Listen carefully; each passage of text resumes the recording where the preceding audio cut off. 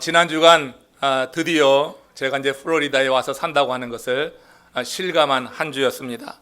허리케인이 가까이 왔고 또 허리케인의 그 위험을 좀 경험할 수 있는 주간이었습니다. 허리케인 매튜가 카테고리 4로 이제 위세로 우리 지역에 온다는 뉴스가 전해지면서 사람들이 생필품을 사두고 뭐 식수를 사두고 준비하면서 분주했습니다. 그래서 사실 별 느낌이 저는 없었어요.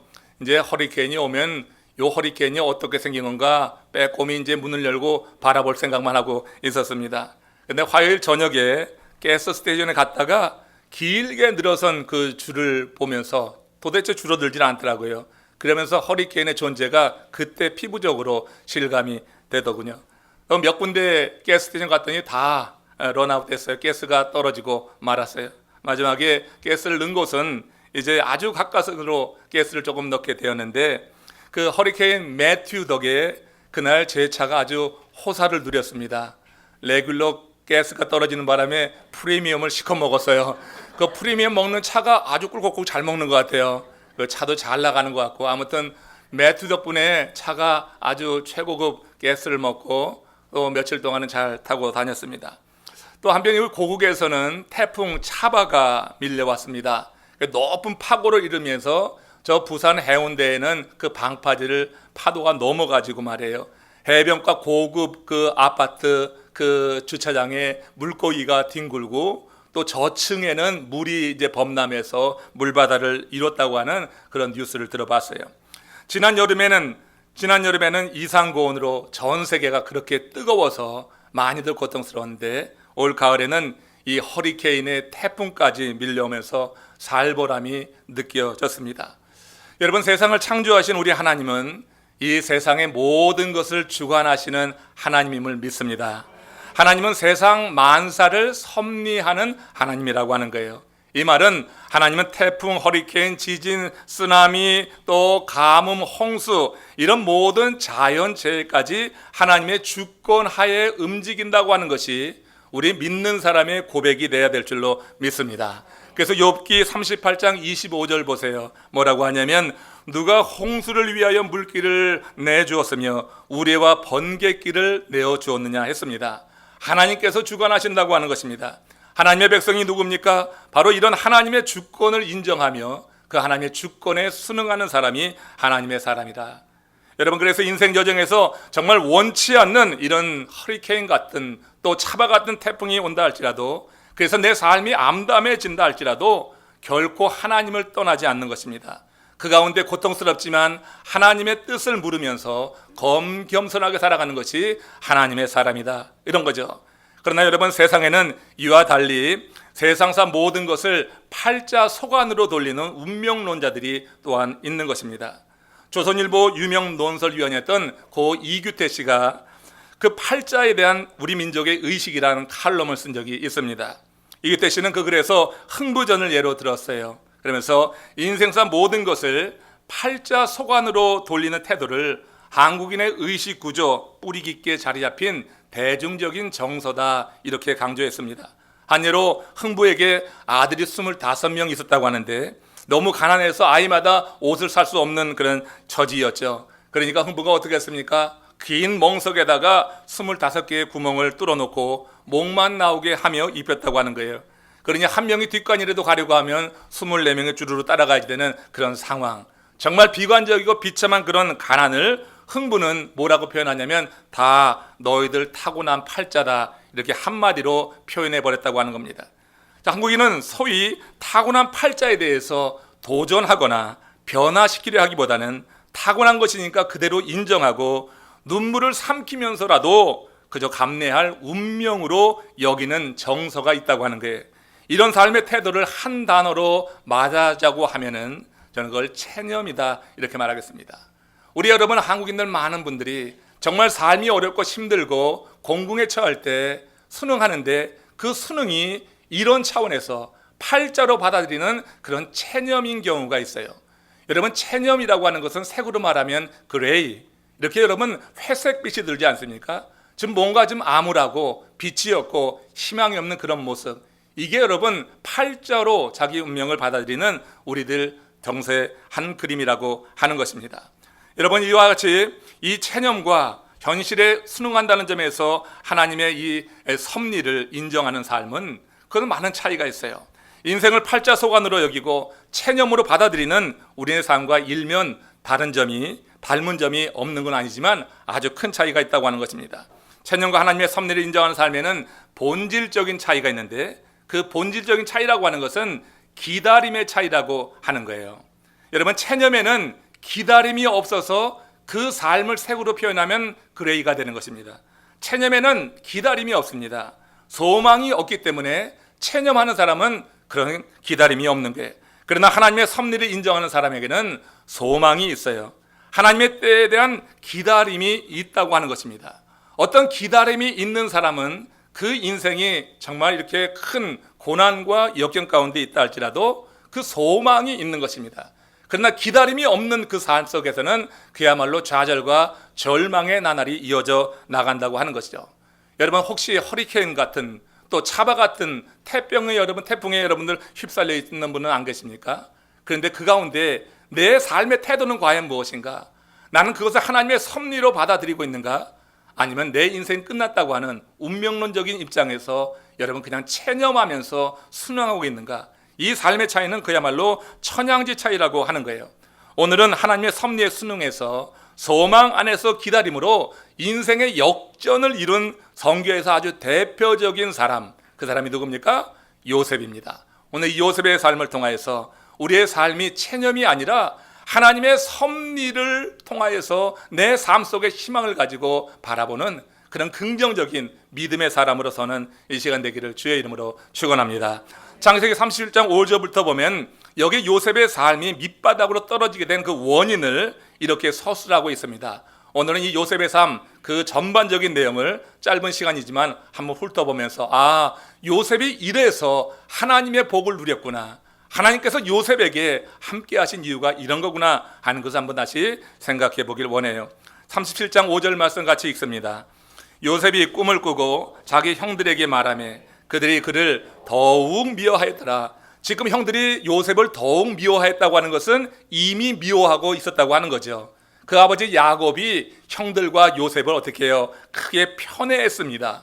편애한 것이 형제들을 갈라놓게 되었어요. 그래서 이복 형들로부터 이미 미움을 받고 있었는데 요셉이 꿈을 꾸고 자기 형들에게 또 말한 거예요.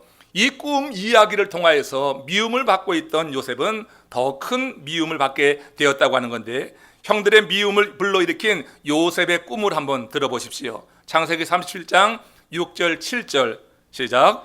요셉이 그들에게 이르되 청하건대 내가 꾼 꿈을 들으시오.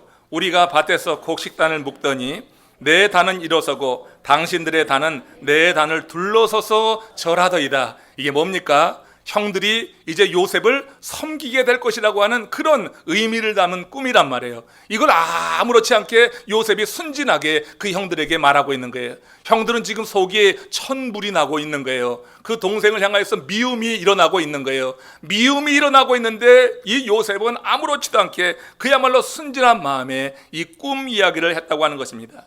요셉에 대한 아버지의 편애, 그건 형들로 하여금 요셉에 대해서 심기가 불편할 대로 정말로 만들어 놓았는데, 이 요셉은 아주 순진한 마음에서 자신이 꾼 꿈을 자랑 삼아 그렇게 이야기하고 있는 거예요. 여러분, 요셉에 대한 아버지의 편애로 인해서 그 형들이 얼마나 불편했는지 창세기 37장 4절 말씀을 한번 같이 보십시오. 읽습니다. 그의 형들이 그를 미워하여 그에게 편안하게 말할 수 없었더라.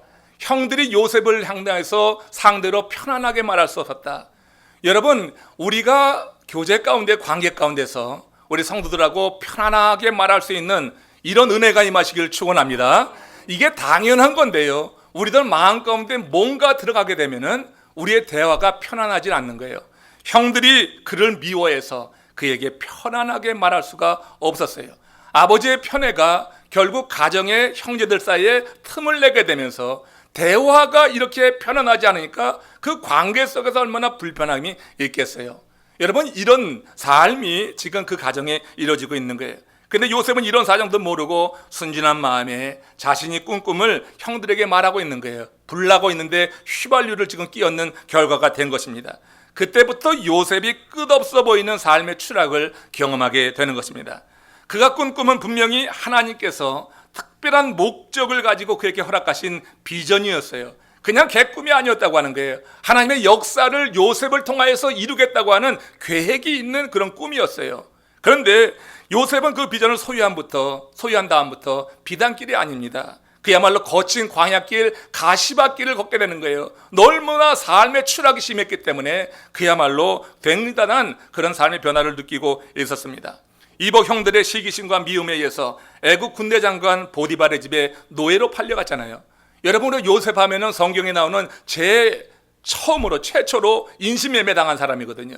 사람이 어린 나이에 인신매매 당하면 이거 얼마나 큰 상처요, 충격이 됩니까? 인신매매 당한 거예요. 성경의 최초의 인물이에요. 인신매매를 당했다고 하는 사실 하나만 갖고도 그 인생이 얼마나 슬프고 절망적이겠어요. 근데 인신매매 당해서 이제 그렇게 아버지의 사랑을 받던 요셉이 어떻게 됐어요? 보디발의 집에 들어가서 노예가 되는 것이에요. 사랑받던 그가 이제는 죽도록 일해야지 되는 그런 삶의 변화를 경험했다고 하는 것입니다. 이런 삶의 추락만 해도 비참한데 그 집에서 여주인의 유혹을 물리친 것이 화근이 되는 것입니다. 그래서 요셉은 다시 옥에까지 들어가서 옥살이를 하게 되었어요. 사람이 이 정도의 삶의 추락이 있으면 하나님을 원망할 만도 한데 요셉은 하나님을 떠나지 않았습니다. 그리고 더욱 오히려 하나님을 의지하는 모습을 보이고 있는 것을 우리는 보게 됩니다. 왜 그렇습니까? 그에게 여러분 하나님이 심어주신 꿈이 있었다고 하는 거예요. 그 꿈이 하나님이 주신 소망이 되어서 이 소망이 요셉을 붙잡게 되니까 이런 삶의 큰 추락과 변화 속에서도 요셉은 굳건히 자신의 터전에서 서 있을 수 있었다고 하는 거예요. 그는 자기의 인생을 계획하고 이끄시는 하나님의 섭리에 대한 그런 믿음이 있었다고 하는 것입니다. 그래서 어느 곳에 놓이든 그곳에서 환경 때문에 절망하거나 환경 때문에 실리에 빠져가지고 자기의 인생을 망치지 않았어요. 그러나 하나님의 때를 기다리는 하나님의 섭리를 믿는 사람이었단 말이에요. 이것이 팔자지 하고 체념하고 그냥 순응한 것이 아니란 말이에요. 그냥 순응하는 것에는 기다림이 없어요. 기다림이 없는 것에는 여러분 소망이 없어요. 그 삶은 그야말로 실패한 것입니다. 그러나 우리의 삶이 허리케인이 오고 태풍이 와서 그 한가운데서 그야말로 비참한 상황 가운데 놓는다 할지라도 저와 여러분들의 삶 속에 기다림이 있다고 하면 희망은 있는 줄로 믿습니다. 예수 그리스도 때문에, 우리 주님 때문에, 내 삶을 붙잡고 계시는 주님 때문에, 하나님의 섭리가 있기 때문에 우리가 기다릴 수 있다고 하면 우리의 삶은 희망이 있다고 하는 거예요. 그런 요셉에게 하나님께서 마침내 삶의 반전을 이루는 일을 허락하시는 거 아니에요? 옥에 갇혀 지내던 어느 날 그 요셉과 함께 옥사에 갇혀있던 왕의 술 맡은 관원장이 꿈을 꾼 겁니다. 매우 의미 있는 꿈을 꾼 듯한데 도무지 해석할 길이 없었잖아요. 그때 요셉이 그 꿈을 해석해 주는 것입니다. 해몽해 주었어요. 그냥 놀랍게도 술 맡은 관원장 요셉의 해몽대로 3일 후에 풀려나서 왕의 술 맡은 관원장 그 직임을 복직을 하게 되었던 것입니다. 후에 하나님은 이들의 이 만남을 요셉이 바로 왕 앞에 서게 되는 인연으로 섭리하시는 거예요. 이건 놀라운 것입니다. 지금 이 옥사에 들어가지 않았다고 하면은 한번 생각을 해보세요. 하나님께서 오래전에 꿈을 주셨는데, 하나님의 원대한 비전을 담은 꿈을 주셨는데, 이 꿈이 이루어지려고 하기 위해서 하나님께서 요셉을 옥사로 이끌어들였다고 생각할 수 있는 거예요. 여기에 있지 않았다고 하면 왕의 술 맡은 관원장을 만날 수 없는 것이고 그 이후에 되어지는 일은 그에게 이루어지지 않았을 것입니다. 이렇게 하나님은 이 둘의 만남을 요셉이 바로 왕 앞에 서게 하심으로 말미암아서 그의 인생의 대반전을 이룬과 동시에 하나님께서 오래전에 심어주었던 요셉의 꿈을 이루는 그런 인연이 되게 섭리하셨다고 하는 것을 보면은 여러분, 하나님의 섭리를 믿는 우리 사람들이 우리가 만나는 모든 사람과 우리의 만나는 모든 만남을 우연으로 돌릴 것이 아니라고 하는 것을 꼭 기억하시기를 주의 이름으로 축원합니다. 우리가 이런 남부 플로리다 연합 감리교회의 한 식구가 되었다고 하는 것은 놀라운 일이에요. 수많은 사람들이 있는데 어찌 우리를 이렇게 남부 플로리다 지역에 모이게 하시고 많은 교회 가운데 우리 교회에 참여하게 하시고 어떤 이유든지 오늘 이 자리에 함께 이렇게 예배하게 하신 하나님의 그 특별하신 섭리에 대해서 여러분 기억하시고 감사하심으로 하나님이 받으실 예배를 올리시기를 주의 이름으로 축원합니다. 우리가 서로 대할 때 그렇기 때문에 편안하게 말했으면 좋겠어요. 여러분 그룹마다 불편한 일이 없었으면 좋겠어요. 모두가 다 편안하게 말하는, 그야말로 하나님의 은혜 가운데 하나님의 섭리를 믿고 하나님의 주권을 믿는 하나님의 사람답게 우리가 여러분 하나님께서 우리를 만나게 하셨지, 하나님이 우리를 만나게 하셨지, 이런 여러 믿음 속에서 우리의 만남을 정말 아름답게 키워나가게 될 때 그 만남을 통하여서 하나님의 일이 우리를 통하여 이루어지게 될 것이다 하는 것을 생각해 봅니다. 그러므로 하나님이 허락하신 사람들과의 만남, 모든 만남에 의미를 두고 성실하게 임해야지 되겠다고 하는 거예요. 물론 모든 만남이 유쾌할 수는 없는 것입니다. 어떤 만남은 우리를 굉장히 짜증나게 만드는 그런 만남도 있고, 내 마음에 분노를 일으키는 만남도 있습니다. 또 어떤 만남은 내 자신의 인생을 되돌아보도록 내 양심을 꾹 찌르는 그런 만남도 있습니다. 어떤 만남은 내 인생을 출세길로 확 이끌어 나가는 귀인과의 만남도 있는 것입니다. 우리의 만남은 다양합니다. 이 믿음의 공동체 안에서 3, 4, 5 모이는 그런 만남도 굉장한 의미가 있고 다양한 의미가 있는 것입니다. 이 모든 만남에 다 그러나 의미가 있다고 하는 것이에요. 내 마음에 큰 고통을 주고 내 마음에 분노를 일으킨 그런 사람과의 만남까지도 의미가 있는 것입니다. 야곱이 여러분 라반을 만났을 때 분노가 일어났을 것입니다. 라반이 계속해서 속이니까 분노가 일어났을 것입니다. 그러나 하나님은 야곱이 라반을 만나게 하심으로 야곱 자신의 삶을 들여다보게 한 거예요. 네 삶이 그랬다고 하는 것을 알려주신 것입니다. 우리의 만남 속에 하나님의 섭리와 주권을 생각한다고 하면 그 모든 만남이 의미가 있는 것이다. 여러분, 그렇기 때문에 그 하나님의 섭리를 믿는다고 하면 우리가 만나는 모든 사람들과 우리가 그 교제를 하고 우리가 만남을 이루어 나가게 될 때 하나님의 그 경륜에 대해서 생각을 하시면서 편안한 대화가 될 수 있도록 할 수만 있으면 그렇게 만들어 나가는 지혜 있는 하나님의 사람들 되기를 주의 이름으로 축원합니다. 이렇게 술 맡은 관원장과 요셉의 만남에는 특별한 하나님의 섭리가 있었다고 하는 거예요. 술 맡은 관원장이 추록한 후 오랜 시간이 흐른 어느 날이었습니다. 애굽 바로왕이 하루는 꿈을 꾸었어요. 가만히 보니까 요셉도 꿈을 꾸고 술 맡은 자는 관원장도 꿈을 꾸고 이제 바로왕도 꿈을 꾼 거예요. 세 개의 꿈이 연결이 되고 있는 것을 보게 됩니다. 바로왕이 꿈을 꾸고서는 몹시 초조했어요. 징조가 있는 듯한 꿈인데 그 뜻을 알 수가 없는 것이에요. 그래서 모든 술객들과 박사들을 불러서 포상을 약속했지만 그 술객과 박수들이 애굽에 있는 사람들은 그 꿈을 해석해낼 수가 없었습니다. 왕이 참으로 노심초사하는 것을 곁에서 지켜본 사람이 있었는데 그게 술 맡은 관원장이었어요. 이 술 맡은 관원장이 그때 야곱을 생각해서 야곱을 바로 왕 바로에게 추천하게 되는 것입니다. 여러분, 누군가를 추천한다고 하는 것은 두려운 일이 될 수 있는 것입니다. 특별히 바로 왕이 굉장한 관심을 갖고 있는 이 일에 누군가를 추천했는데 그가 그 문제를 풀지 못한다고 하면 추천한 사람이 문책을 받을 수가 있는 거예요. 가만히 있으면은 그런 문책은 받지 않는데 나서서 괜히 추천했다가 이런 화를 당할 것을 생각하면 추천할 수가 없는 거예요. 그런 점에서 관원장이 요셉을 추천했다고 하는 것은 아주 우리가 주목해 봐야지 되는 것이에요. 여러분, 하나님의 섭리의 차원에서 보면 그는 하나님의 뜻에 따라서 요셉의 삶에 지금 개입하고 있는 줄로 믿으시기 바랍니다. 이 관원장이 그것을 알지도 못하지만 지금 하나님의 특별하신 뜻에 따라서 요셉의 삶에 관원장이 지금 개입해 들어가고 있는 거예요. 그래서 이 관원장이 요셉을 바로에게 추천하는 것인데 이걸 요즘 말로 해서 신의 한 수라고 하는 거예요. 여러분, 바로 이 관원장의 한 번의 이 추천으로 인하여서 하나님의 비전이 이루어지는 것입니다. 요셉의 삶에 반전을 이루는 것입니다. 내 삶에는 반전이 일어나고 하나님의 그 비전, 오래전에 꿨던 그 꿈이 이루어지는 것이 바로 관원장의 한 번의 추천 때문이었다고 하는 거예요. 여러분, 요셉이 어디에 있든지 내가 옥에 들어가서 좌절해서 체념해서 그저 그렇게 회색빛 인생을 살았다고 하면은 옆에서 누가 꿈을 꾸든지 무슨 상관이 있었겠어요. 그러나 요셉에게는 그것이 아니었습니다. 하나님의 섭리, 하나님의 역사, 주권에 대한 믿음이 있었어요. 그렇기 때문에 옥에 들어가서도 거기서도 어떻게 기다렸습니다. 소망이 있었어요. 그렇기 때문에 어려움 겪고 알길 원하는 그 사람을 만났을 때 그렇게 하나님이 준 지혜로 꿈을 풀어주올 수 있었다고 하는 거예요. 그러니까 옥사에서 만난 그 만남이 사실 여러분 요셉의 삶에 대반전을 이루게 된 아주 귀한 만남이었다고 하는 거예요.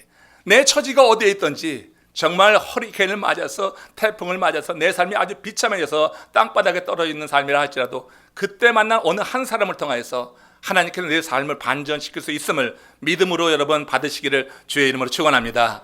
아무튼 요셉의 삶의 변화가 그런 거 아니겠어요? 이렇게 여러분 술 맡은 관원장이 요셉을 추천한 이 신의 한 수, 그야말로 이 한 번의 추천이 요셉의 삶엔 대반전으로 나타나고 하나님의 크신 구원의 계획이 이루어지는 그와 같은 물꼬를 트는 일이 되었다고 하는 거예요. 요셉은 그 모든 일이 하나님의 섭리 가운데 이루어진 것이라고 하는 확실한 믿음이 있었습니다. 그래서 여러분, 요셉은 야곱이 죽은 이후, 아버지가 야곱이잖아요. 이 야곱이 죽은 이후에 그 형들이 그동안은 아버지 그늘에 아버지가 울타리가 되어서 요셉이 있어도 그래도 견딜 수가 있었는데, 이제 아버지가 죽고 되니까 이 형들이 두려운 거예요. 이제 요셉이 우리를 어떻게 대할까? 그게 두려웠던 거예요. 그때 여러분, 요셉이 하는 말을 들어보십시오. 창세기 50장 19절에서 21절 말씀입니다. 시작. 내가 하나님을 대신하리이까? 당신들은 나를 해하려 하였으나 하나님은 그것을 선으로 바꾸사 오늘과 같이 많은 백성의 생명을 구원하게 하시려 하셨나니 당신들은 두려워하지 마소서. 여러분, 이 한 구절에서, 이 말씀에서 하나님의 섭리를 믿는 사람은 어떻게 사는가 하는 그런 지혜를 얻게 돼요. 짧은 시간에 두 가지로만 나눠서 여러분들과 나누겠는데, 하나님의 섭리를 믿는 사람, 하나님의 주권에 대한 믿음이 있는 사람은 어떻게 살아가는가 한번 생각을 해봅시다. 하나님의 섭리를 믿는 사람은 먼저 용서하며 산다고 하는 거예요. 용서하는 사람이다. 성경은 야곱이 죽자 요셉이 아버지 야곱을 위해서 70일간을 곡했다고 했어요. 그러니까 장례 기간이 70일이 되었다고 하는 것입니다. 이게 여러분 대단한 중요한 의미가 있어요. 왜냐하면 모세와 아론을 위해서는 30일 동안 곡했습니다. 그 위대한 모세를 위해서 30일 동안 곡했어요. 모세가 죽었을 때. 사울 왕을 위해서는 7일을 곡했습니다. 일반적으로 애굽에서 왕이 죽으면, 바로 왕이 죽으면요 72일 동안 곡하는 장례가 지속되게 되어 있어요. 그러니까 여러분, 요셉 아버지 야곱이 죽었을 때 이 요셉이 70일을 곡했다고 하는 것은 대단한 의미가 있는 것이에요. 그것은 이 야곱의 장례가 성대한 국장이 되었다고 하는 거예요. 그러니까 요셉의 지위가 얼마나 높았는가. 바로 왕이 죽으면 72일 곡하지만, 근데 여러분, 그 요셉의 아버지가 죽었는데 70일을 곡했다고 하는 것은 그만큼 요셉의 지위가 대단했다고 하는 거예요. 그러니까 이 바로는 요셉의 지위에 걸맞게 그 가문을 예우해 준 것이다, 이렇게 보면 되는 것입니다. 근데 여러분, 이런 성대한 장례를 치른 것이 요셉의 형제들에게는 더 큰 부담이 되는 거예요. 바로 왕이 그렇게까지 높이 들여지고 있는 이 요셉을 팔아버린 과거의 그 죄가 있거든요. 아버지가 있을 때는 아버지가 방패막이가 되어졌는데, 아버지가 죽고 나니까 이제 울타리가 무너진 느낌이에요. 형들이 두려웠어요. 그때 이 형들이 한 일이 무엇입니까? 요셉에게 사람 보내서 이런 말을 합니다. 창세기 50장 16절 17절 말씀입니다. 같이 읽습니다. 당신의 아버지가 돌아가시기 전에 명령하여 이르시기를, 너희는 이같이 요셉에게 이르라. 내 형들이 내게 악을 행하였을지라도 이제 바라건대 그들의 허물과 죄를 용서하라 하셨나니 당신 아버지의 하나님의 종들인 우리의 죄를 이제 용서하소서 그랬습니다. 그러니까 야곱이 죽기 전에 정말 이런 말을 했는지 안 했는지 확인할 길은 없는 거예요. 그렇지만 사람 보내서 이 말을 전하는 그 형들의 심적인 상태가 지금 어떤지는 알 수 있겠죠. 그러니까 아버지 야곱이 죽고 난 다음에 이제 요셉 보기가 두려운 거예요. 자신들이 팔아버렸는데, 그 동생을 인신매매해버렸는데, 나중에 보니까 그게 얼마나 큰 죄야.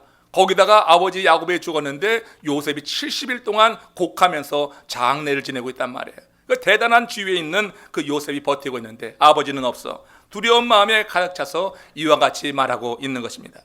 그런 형들을 지켜보는 요셉의 마음이 짠했어요. 그래서 성경에는 요셉의 글을 보고 울었더라 그랬습니다. 요셉의 마음에는 증오와 분노가 아니라 그 형들에 대한 연민의 정이 일어나고 있었던 거예요. 그 형들은 요셉의 마음이 그런 마음이 일어날 줄 모르고 증오하고 분노하고 이제 우리는 죽었다고 하는 그런 생각을 가질 만큼 요셉의 마음이 그렇게 상해했을 것으로 생각했지만, 요셉의 마음이 그렇지 않았어요. 형들에 대해서 연민의 정이 일어나고 있었습니다. 그래서 요셉은 그들뿐 아니라 그들의 자녀까지 지켜주겠다고 하는 말로 그들을 안심하면서 위로했던 거예요. 요셉이 그들을 이렇게 관대하게 품게 된 이유가 무엇입니까? 이렇게 관대하게 품게 된 이유가 무엇이에요? 그 요셉의 성품이 착했기 때문에 그랬습니까? 아니면 그가 성숙한 인격을 가진 대단한 인격자였기 때문에 그렇게 품었는가? 그거 아닌 것입니다. 요셉은 그의 인생에 일어난 모든 일이 하나님의 주권하에 일어난 일이라고 하는 하나님의 섭리에 대한 확실한 믿음이 있었기 때문에 여기서 함부로 나설 수가 없는 거예요. 하나님이 행하신 일인데 뭐라 불명하겠어요? 그러니까 여기에서 다른 불만이 없는 거예요.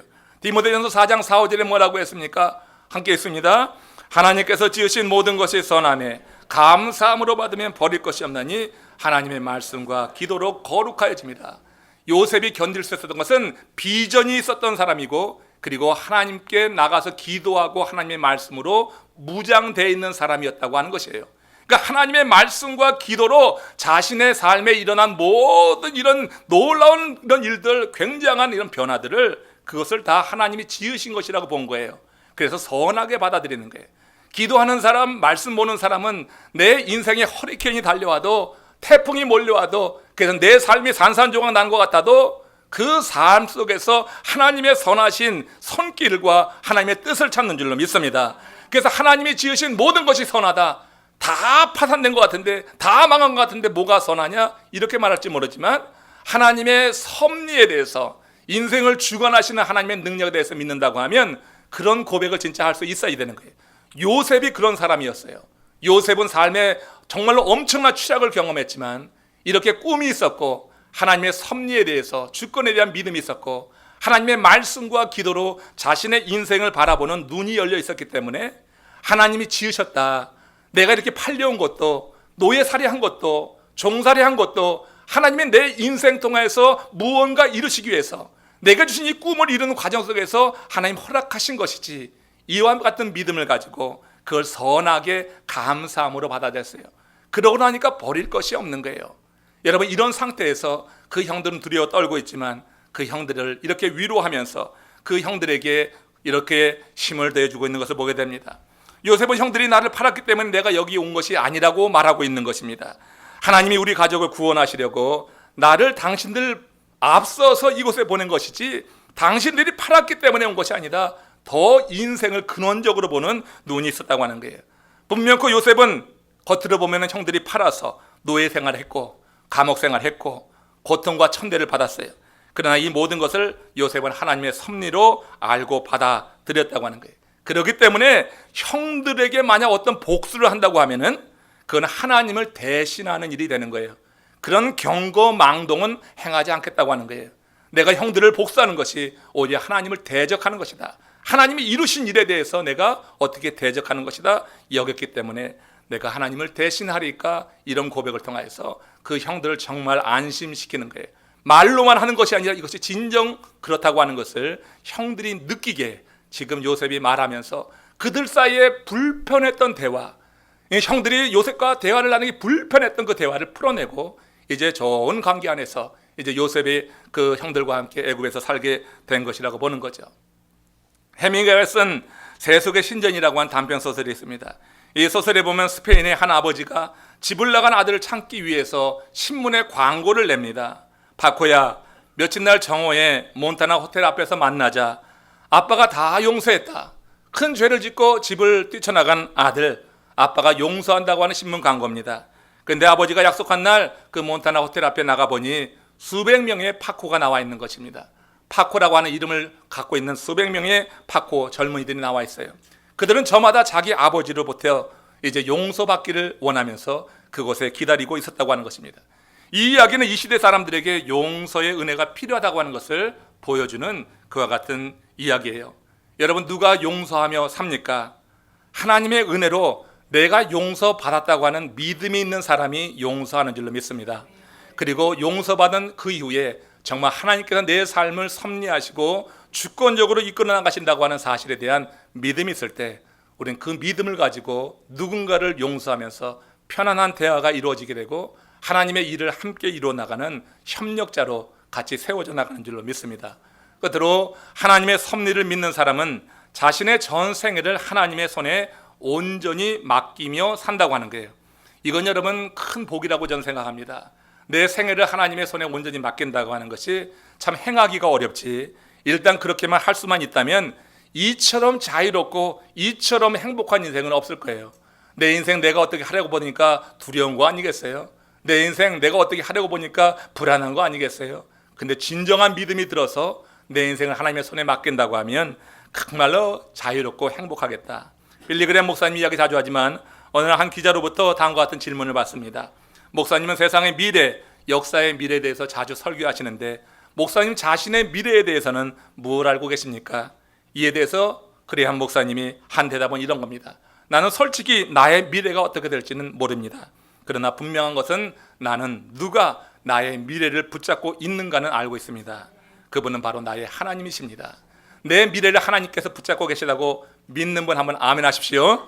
내 삶의 미래를 하나님께서 붙잡고 계시단 말이에요. 내 미래가 어떻게 될지 몰라요. 요셉도 알아서 견딘 게 아니에요. 몰랐어요. 그렇지만 미래를 하나님이 붙잡고 계시다고 하는 사실, 이 사실 하나만 믿고 어떻게 전개되든지 그 전개되는 과정 속에서 정말로 형편없는 삶의 추락을 경험하기도 하고 고난도 경험했지만 그 가운데 좌절하고 절망하고 불평하지 않았어요.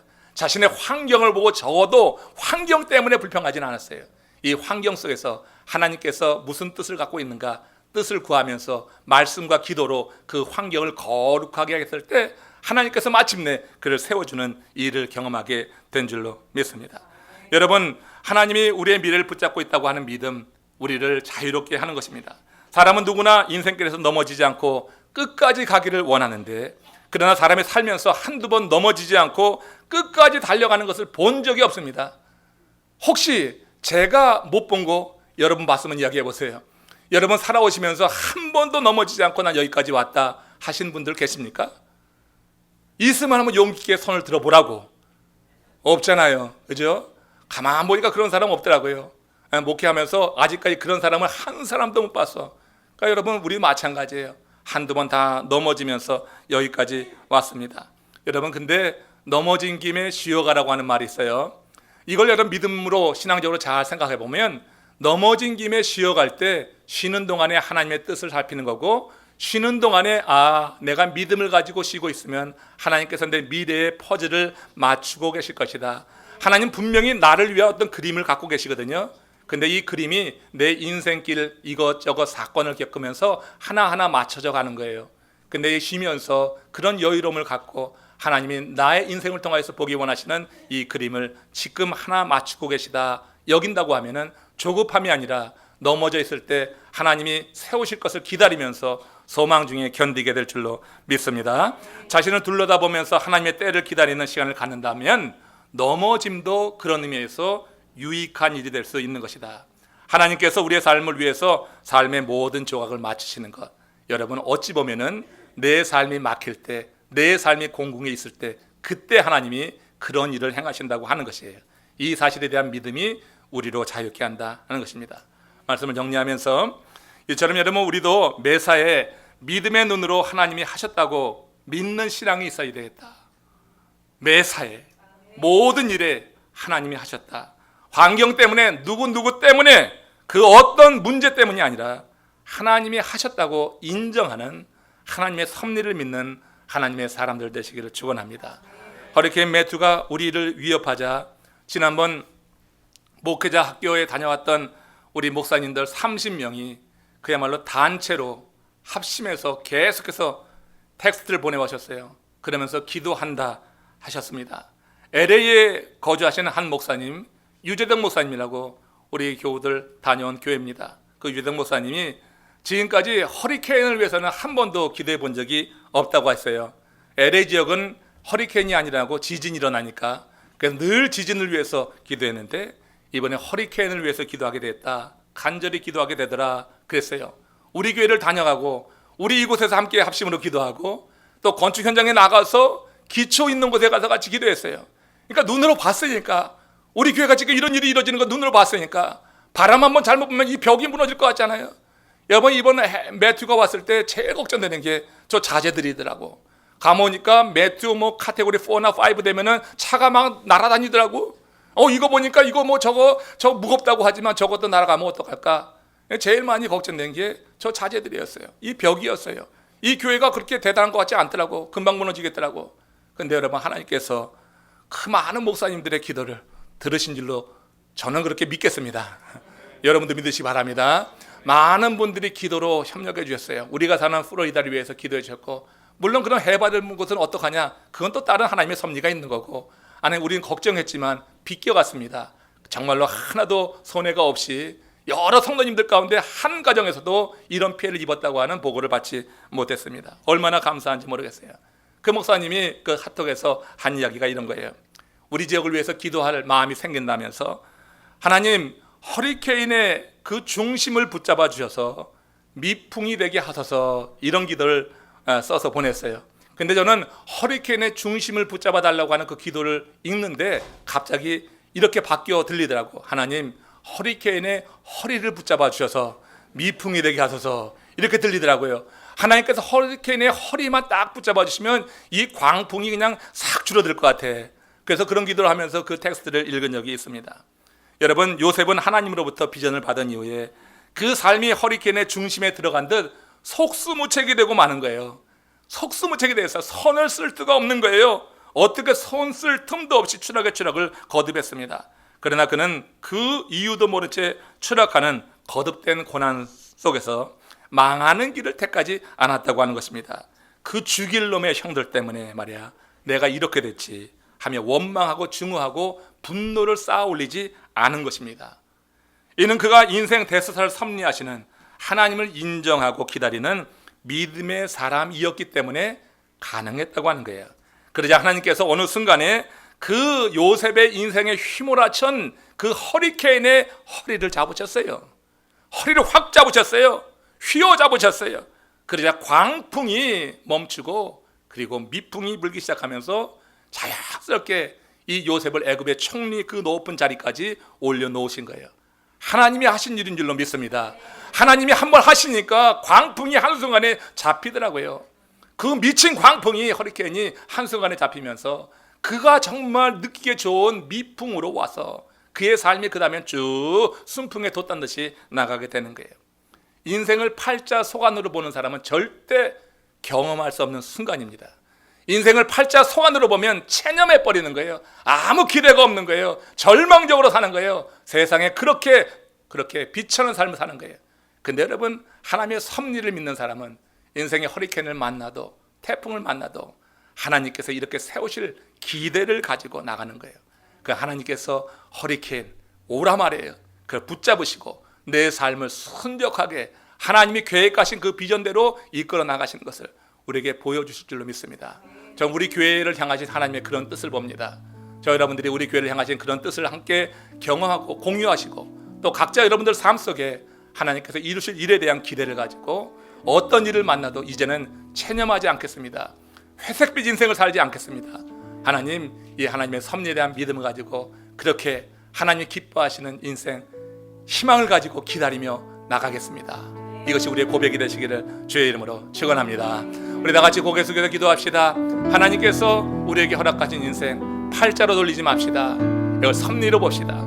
하나님의 경륜과 하나님의 주권이 있습니다. 하나님, 나와 함께 하신 하나님의 증거들을 더 깊게 누리게 하여 주시옵소서. 이 시간 다 같이 하나님의 섭리를 생각하시면서 여러분 혹시라도 인생의 허리케인, 인생의 태풍 가운데 있는 분이 계시다고 하면 그 자리에서 털고 일어납시다. 체념에 빠지지 말고 하나님 내게 희망을 주셔서 감사합니다. 살아있는 말씀 가운데 살겠습니다. 우리 다 같이 합심으로 기도하십니다.